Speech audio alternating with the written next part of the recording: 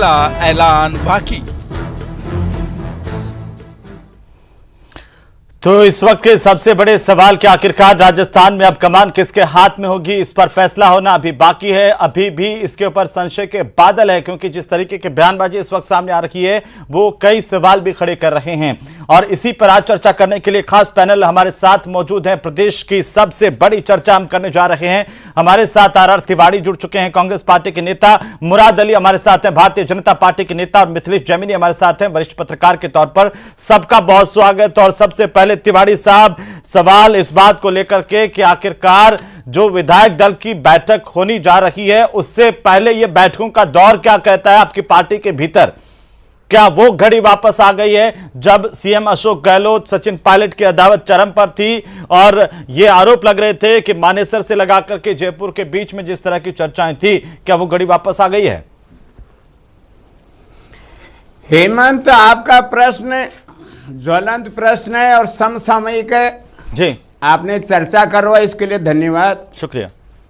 लेकिन मैं ये कह रहा हूं, देश में अगर कहीं आंतरिक लोकतंत्र कहीं बचा है, देश में किसी राजनीतिक पार्टी में थोड़ा बहुत भी आंतरिक लोकतंत्र बचा है तो वो है 135 साल पुरानी कांग्रेस पार्टी। कितना ही कह ले, हमारे यहां हाईकमान है, गांधी परिवार की जे भी संस्था है। आज देश का मीडिया, चाहे वो राष्ट्रीय मीडिया हो चाहे वो क्षेत्रीय मीडिया हो, लगातार राजस्थान की राजनीति के ऊपर फोकस कर रहा है। अरे भाई, राजस्थान में तो सरकार कांग्रेस की है। ये भारतीय जनता पार्टी का, चाहे वो पन्ना प्रमुख से लेकर के राष्ट्र प्रमुख हो, देश के प्रधानमंत्री जिन्होंने संकल्प ले लिया कांग्रेस को भारत मुक्त कराते हैं और कहते हैं कि देश में अगर कहीं कोई सरकारें बची है तो केवल 2 राज्यों में। जब कांग्रेस की ऐसी स्थितियां हैं तो मीडिया को और या भारतीय जनता पार्टी को इतना कांग्रेस को प्रचार करने की जरूरत क्या है? सवाल यह है कि कांग्रेस जनता की डीएनए में है। हम हारे या जीते, लेकिन हम हिम्मत नहीं हारते। राजस्थान की कांग्रेस में जीवंतता है।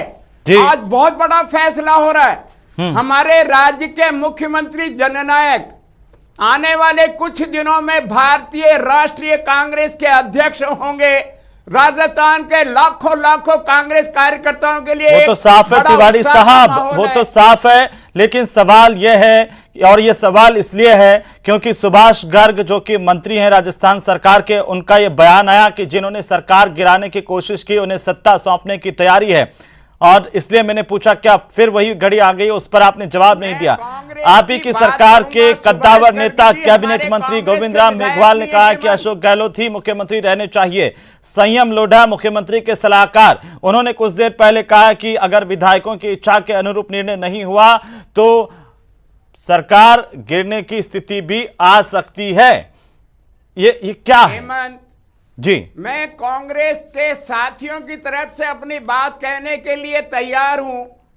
संयम लोढ़ा जी हमारे कांग्रेस के अधिकृत विधायक नहीं। तो ये मैं आपसे जानना चाहता हूं कि इसका सीधा संदेश क्या यह है कि अशोक गहलोत ही अभी मुख्यमंत्री रहने चाहिए और 2 पदों पर रहते हुए दोनों जिम्मेदारी का निर्वहन वे कर सकते हैं। क्या यह संदेश है इन बयानों का? मैं कह रहा हूं, जब अशोक गहलोत जी अपनी बात को स्पष्ट कर चुके हैं, राष्ट्रीय कांग्रेस के अध्यक्ष पद पर रहते हुए कभी भी हमारे पूर्वज जो भी अध्यक्ष रहे उन्होंने कभी दूसरा पद नहीं लिया। क्यों नहीं लिया? जवाहरलाल नेहरू दोनों पदों पर रहे हैं, इंदिरा गांधी दोनों पदों पर रही हैं।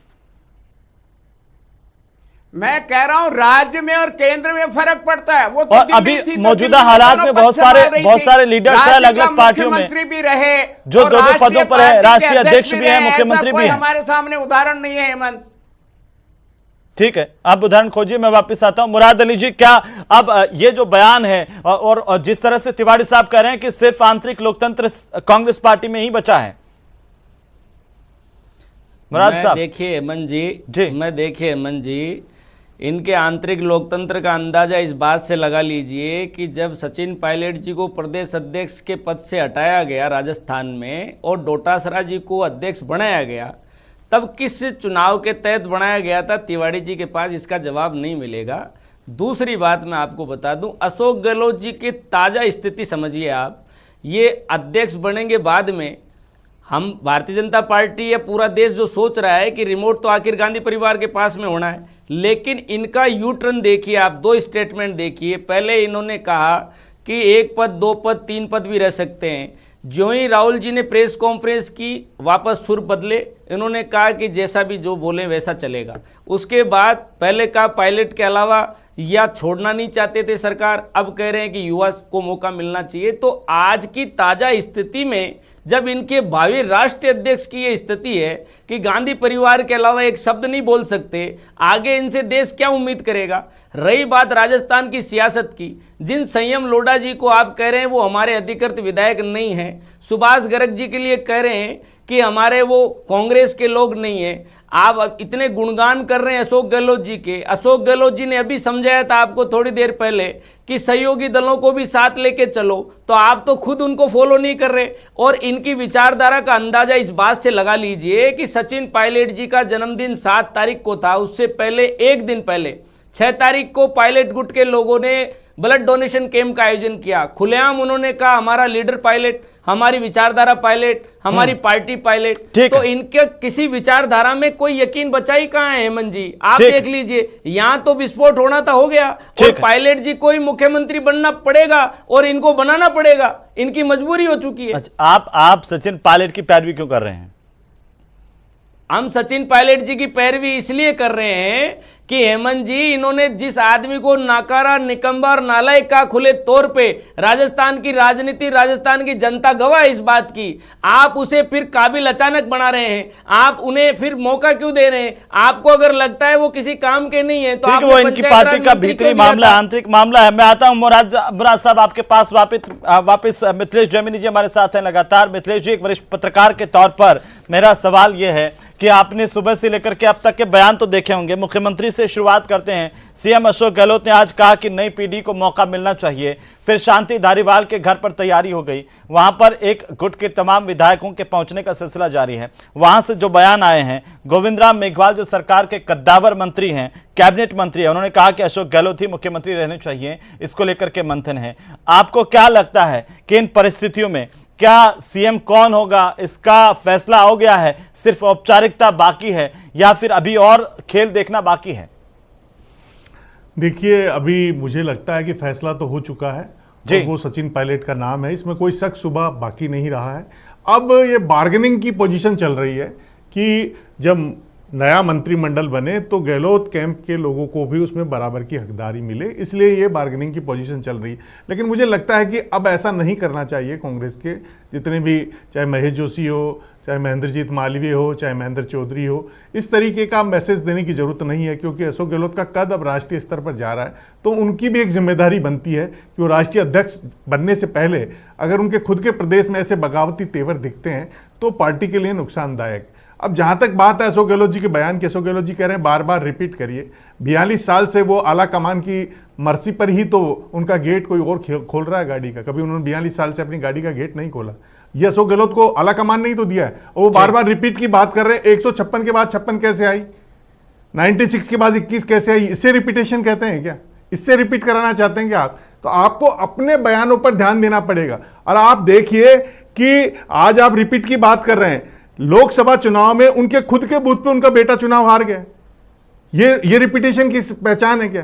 1,69,000 वोटों का अंतर था विधानसभा चुनाव में, और जो ही मोदी जी का नाम आया करोड़ों में अंतर चला गया। इसे रिपीटेशन करते हैं।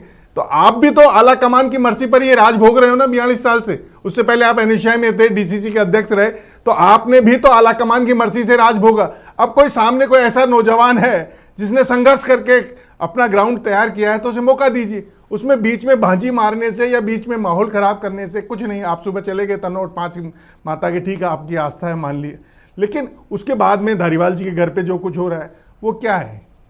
ये तमाम जो चीजें हैं ये कांग्रेस के हित में नहीं है। आप इंटरनल डेमोक्रेसी के साथ डिसिप्लिन इंपॉर्टेंट है, और कभी भी आला कमान ही तय करता है। ये रायशुमारी, ये सब फालतू की बातें हैं। आपको याद होगा जब हरदेव जोशी को विपक्ष का नेता बनाया जा रहा था तो हनुमान प्रभाकर ने कहा कि मैं चुनाव लड़ूंगा सामने, और खासा कोठी में सीताराम केसरी आए, उन्होंने कहा कौन हनुमान प्रभाकर, कि मैं हनुमान प्रभाकर हूं। क्या आपको पता है मैडम कहाँ देश? उसने कहा हमें पता ही नहीं साहब, मैडम कहाँ देश है तो हम साथ में। तो कांग्रेस में ऐसा कुछ नहीं होता, आयुष्मारी ये फालतू की बातें हैं। जो फैसला हो चुका है वही होना है और वही राज्य के हित में। तिवारी साहब से एक बात जान लेते हैं। तिवारी साहब जो कह रहे हैं जैमिनी साहब की फैसला तो हो गया है, औपचारिक ऐलान बाकी है, और उससे पहले ये इस तरह का जो अंदरूनी फूट है और आपस में गुटबाजी है वो ठीक नहीं है। मैं जैमिनी जी की बोल रहे हैं, मैं बोला नहीं बीच में, अच्छे पत्रकार हैं, मैं उनका सम्मान करता हूं जी। लेकिन अवधेश भाई जरा एक किसी पार्टी में ऐसी बात होती हो, कहीं सुनवाई होती हो, आप उसका नजीर भी दे दो। अरे कांग्रेस पार्टी में चाहे कितना ही आंतरिक लोकतंत्र बचाओ, राजस्थान सहित किसी भी दल में अगर कहीं विपक्ष का नेता भी बनाना हो या मुख्यमंत्री बनाना हो, एआईसीसी अपने प्रतिनिधि को, हाईकमान के प्रतिनिधि को वहां लोगों की रायशुमारी के लिए भेजती है। अब रायशुमारी में आप पहले से ही कह दो सचिन पायलट के लिए, ये तो आपका आंकलन है, आपके आंकलन के बीच में मैं मना भी नहीं करूंगा, पत्रकार हैं, आपका अपना आंकलन हो सकता है, टेलीविजन वालों। लेकिन फिर भी आज खड़के साहब और माखन साहब आए हैं, वो तमाम हमारे विधायकों से रायशुमारी करेंगे और फिर जो उसमें रायशुमारी तो में तिवारी साहब विधायक दल की बैठक में रायशुमारी होनी है, शांति धारीवाल के घर पर कौन सी रायशुमारी चल रही है ये तो बताइए। अरे मैं कह रहा हूं नरेंद्र मोदी जी के गृह राज्य में गुजरात में आपने पहली बार के विधायक को मुख्यमंत्री बना दिया, उस मुख्यमंत्री को पता ही नहीं लगा, वो डिप्टी चीफ मिनिस्टर भी थे, वो पूरा मंत्रिमंडल बदल दिया। वो तो छोड़िए ना तिवारी साहब, वो तो हरियाणा में भी किसी को पता नहीं था कि मनोहर लाल खट्टर कौन है, सीएम बने, वो छोड़िए, उस आपने 3 मुख्यमंत्री आ जाऊंगा।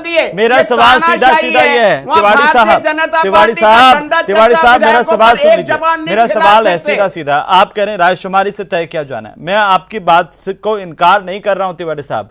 हम ये जानना चाहते हैं कि जब रायशुमारी विधायक दल की बैठक में होनी है तो उससे पहले शांति धारीवाल के घर पर कौन सी रायशुमारी है, वहां पर बैठक क्यों है? मैं कह रहा हूं राजस्थान में जननायक मुख्यमंत्री अशोक गहलोत के बाद में नंबर 2 के मंत्री हैं, वरिष्ठतम मंत्री हैं और वो संसदीय मंत्री भी है हमारे। अगर वहां पर बैठ करके कांग्रेस के साथी अगर कोई विचार विमर्श कर रहे हैं तो कोई भारतीय जनता पार्टी के मुराद भाई के या सतीश पूनिया जी के घर पर तो बैठ करके हमने चर्चा नहीं करी। वो अशोक गहलोत जी के बाद में नंबर 2 वरिष्ठता में आते हैं। तिवारी साहब फिर वहां पर अगर कांग्रेस के साथियों की बात आप कर रहे हैं, मुकेश भाकर वहां पर नहीं पहुंचे, सचिन पायलट के घर पर गए, रामनिवास गावड़िया वहां पर नहीं पहुंचे, सचिन पायलट के आवास पर गए। मैं कह रहा हूं कोई शांति धारीवाल जी अधिकृत, उन्होंने वेद प्रकाश सोलंकी वहां पर नहीं पहुंचे, सचिन पायलट के आवास पर गए, इंदिराज गुजर वहां पर नहीं पहुंचे, सचिन पायलट के आवास पर गए। तो क्या ये इंटरनल फूट है, क्या अलग अलग गुटबाजी अभी भी हावी है कांग्रेस में? कोई फूट नहीं है। आपको आने वाले दिनों में फिर मैं कह रहा हूं, आने वाला 2023 का नवंबर कांग्रेस के पक्ष में राजस्थान के मतदाताओं का परिणाम लाएगा। नया परिवर्तन नई चीज लेकर के आता है और राष्ट्रीय बीजेपी तो कह रही है, सतीश पूनिया का बयान प्रदेश अध्यक्ष का, उन्होंने कहा कि कितने कोई सीएम चेंज कर लीजिए, कुछ कर लीजिए, सरकार नहीं बचने वाली है। ओबीसी का चेहरा अगर कोई मुकाबला पटक नहीं दे सकते हैं तो हमारे जननायक अशोक गहलोत राष्ट्र की राजनीति में जाकर के भारतीय जनता पार्टी की राजनीति में जो धर्म के नाम पर ये कुछ प्रयास करते हैं, जो बेरोजगारी को नजरअंदाज करते हैं, जो महंगाई को नजरअंदाज करते हैं, केवल हिंदू मुसलमान कब्रिस्तान शमशान के नाम पर वोट लेते हैं, मुराद साहब टिप्पणी चाहता हूं इस पर देंगे अशोक गहलोत जी। वो कह रहे हैं कि इसमें किसी को और को दर्द क्या है, वे अपने ही घर में बैठ करके अगर विचार मंथन का दौर चल रहा है तो इसमें किसी को क्या परेशानी हो सकती है? मुराद अली जी, मैं हेमंत जी जैमिनी जी की बात से पूर्णतया सहमत हूँ। ये बार्गेनिंग का दौर है, कांग्रेस की पुरानी परंपरा रही है। देखिए इसी का तो नतीजा रहा कि राजस्थान के मुख्यमंत्री जी ने गृह मंत्री का पद कभी नहीं छोड़ा। समझिए आप इस बात को। तो बार्गेनिंग इसी बात की होगी। और जिन गैर अधिकृत लोगों की आप बात कर रहे थे, जिन सहयोगी दलों को आप बाहर का बता रहे थे, आप देख लेना हेमंत जी, कि आप का नहीं पता है, मैं उनके ऊपर टिप्पणी करने लायक नहीं हूँ। मैं कांग्रेस के विधायकों के प्रति अपनी बात हो सकता है, हो सकता है, विचारधारा हो सकता है, चुनाव लड़े, हो सकता है कि शायद के साथ में सरकार शायद जैमिनी जी का जो ये जैमिनी जी का जो आकलन है, ये बार्गेनिंग शायद उन सहयोगी दलों के उप मुख्यमंत्री बनाने की हो, गृह मंत्रालय की बार्गेनिंग हो, या कोई मलाईदार अच्छे अच्छे पदों की कोई बात चल रही हो। इनका आपस का मामला है, इसमें भारतीय जनता पार्टी कोई वक्तव्य जारी नहीं कर रही है। लेकिन मैं आपको बता दूं कि सत्ता के 2 केंद्र बने रहने से राजस्थान विनाश की ओर गया। पौने 4 साल सरकार होटलों से चली, होटलों से कैद हो गई, और इस प्रकार लॉ एंड ऑर्डर बिगड़ा। संतो बता दो, मुराद सही सही बोलो, टेलीविजन पर हो। देखिए 4 साल से कौन से होटल के अंदर सरकार रही? होटलों में सरकार चली, सबको पता है। पौने 4 साल आपके एमएलए को उनके परिवारों से बात करने की छूट तक नहीं मिली। आपके विधायकों को उनके परिवार से बात नहीं कराई गई। क्या बात करते हो आप? आपने रखा और टीकरा फोड़ा आपने भारतीय जनता पार्टी पर। सरकार की कुर्सी छीनने वाले कांग्रेस के लोग, सरकार की कुर्सी बचाने वाले कांग्रेसी, लड़ाई इनकी आपस की, और टीकरा फोड़ा आपने भारतीय जनता पार्टी पर। आपकी पुलिस पीछे पड़ी कांग्रेस के एमएलए के, आपने फोन टेप कराए कांग्रेस के, आपने देशद्रोह मुराद जी फोन टेपिंग में तो भारतीय जनता पार्टी के नेताओं के भी तो नाम है। एक एमएलए को हम तो आज भी कह रहे हैं राज्यसभा के चुनाव में भी आप साबित नहीं कर पाए कि कोई हॉर्स ट्रेडिंग हुई थी। अपना वॉइस सैंपल देंगे क्या? आज भी वो केस खुला पड़ा है, बार बार उनको नोटिस जा रहा है, पता लग जाएगा। चलिए तिवारी साहब वो वॉइस सैंपल देंगे नहीं देंगे, लेकिन आज तो राजस्थान की जनता यही पूछ रही है कि आज की जो बैठक विधायक दल की, उसमें साफ हो जाएगा कि राजस्थान का मुख्यमंत्री कौन होगा। ये पूछ रही है, क्या इस बैठक में हो जाएगा? देखिए हेमंत जी, मैं आपको बता दूं, सुनिए मुराद तिवारी साहब से कमेंट ले रहा हूं। मैं कह रहा हूं आज हमारे वरिष्ठ नेता, देश के वरिष्ठ नेता खड़के साहब और हमारे राजस्थान के प्रभारी माकन साहब आए हैं। हमारे तमाम कांग्रेस के विधायकों से 1 to 1 विचार करेंगे, उनसे नाम पूछेंगे, और जिसमें जिसका नाम ज्यादा आएगा वो आला कमान हमारे अंतरिम अध्यक्षा सोनिया गांधी जी के सामने ले जाके देंगे। प्रियंका वाड्रा जी का वादा निभाना पड़ेगा आपको। अरे आपकी मजबूरी है, ये राय सुमारी, ये ऑब्जर्वर सिर्फ दिखावा है वाला नहीं है, सिर्फ और सिर्फ आने वाला मुख्यमंत्री राजस्थान के 7 करोड़ प्रियंका वाड्रा जी ने जो वादा किया है उसको निभाने जा रहे हो आप में से कोई मुख्यमंत्री बनने वाला नहीं है। मुराद, आपकी ये जो शेख चिल्ली का सपना की कांग्रेस मिशन 2023 में ठीक है जैमिनी साहब अगर सब कुछ तय हो गया है, जैमिनी साहब अगर सब कुछ तय हो गया आपके मुताबिक और उसका औपचारिक ऐलान बाकी है, तो ये बयान क्या इशारा कर रहे हैं जो अलग अलग नेताओं के आ रहे हैं, और ये बयानबाजी बाहर आकर के मीडिया में क्यों हो रही है? क्या ये दिखाती है कि पार्टी में अभी गुटबाजी है? और जो मैं जिक्र कर रहा था कि जो सचिन पायलट ग्रुप के विधायक हैं वो सचिन पायलट के आवास पर पहुंचे, बाकी विधायकों का सिलसिला जो है वो शांति धारीवाल के आवास पर पहुंचने का है। वहां पर एक बस भी खड़ी है, और उससे तो ये जाहिर होता है कि वहां से वो जो अशोक गहलोत गुट के विधायक हैं, जो एक दूसरे गुट के विधायक हैं, वो एक साथ जो है वो सीएमआर जाएंगे वहां पर इस बस के जरिए। देखिए, ये बस का प्रयोग गहलोत साहब का पुराना रहा है। जब सरकार का गिराने का मामला था तब भी वो बस से लेके आए थे, तो बस इनके लिए शुभ है। लेकिन ये तय है कि जो कुछ हो रहा है वो कांग्रेस के लिए शुभ नहीं है, ये समझना पड़ेगा तमाम नेताओं को। और जो कुछ आज पार्टी के हित में है, जो यूथ की वॉइस है, जो खुद अशोक गहलोत कह रहे हैं, उसको समझना चाहिए। और इसका नतीजा अभी आरसी के चुनाव में भी पड़ेगा। एक होटल में और घेराबंदी चल रही है आरसी चुनाव के लिए, वो भी असर पड़ेगा। वहां उनके पुत्र लड़ रहे हैं अशोक गहलोत जी के।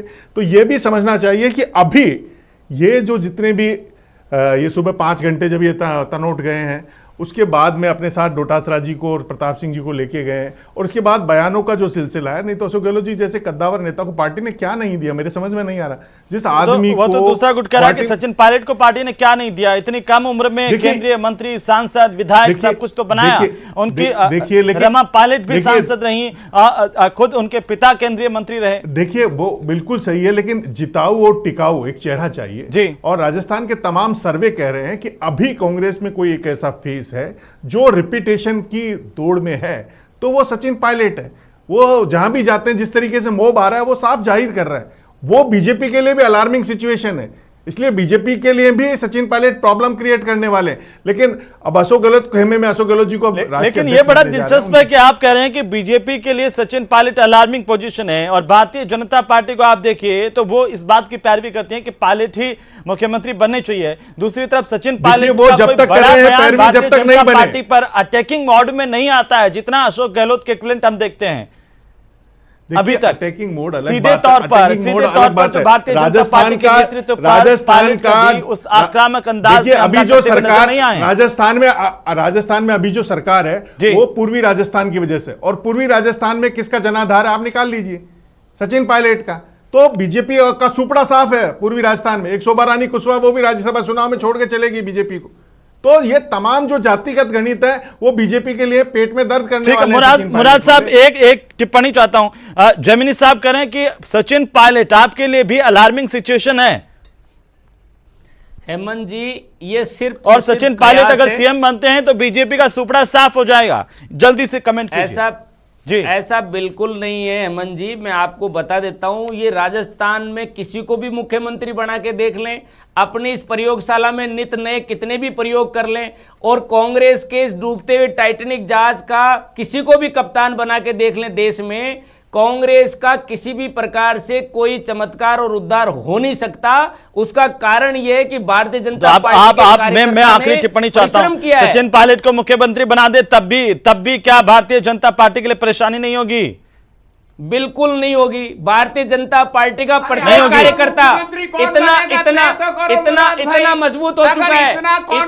चलिए बने रहिए सभी आप हमारे साथ में। छोटे से ब्रेक के लिए रुकना है। ब्रेक के से जब हम लौटेंगे तो इस राजस्थान के सबसे बड़े सवाल पर कि आखिरकार क्या फैसला हो गया है, ऐलान महज बाकी है, राजस्थान की कमान किसके हाथ में होगी, इस पर लगातार चर्चा जारी रखेंगे। छोटा सा ब्रेक, जल्द लौटते हैं।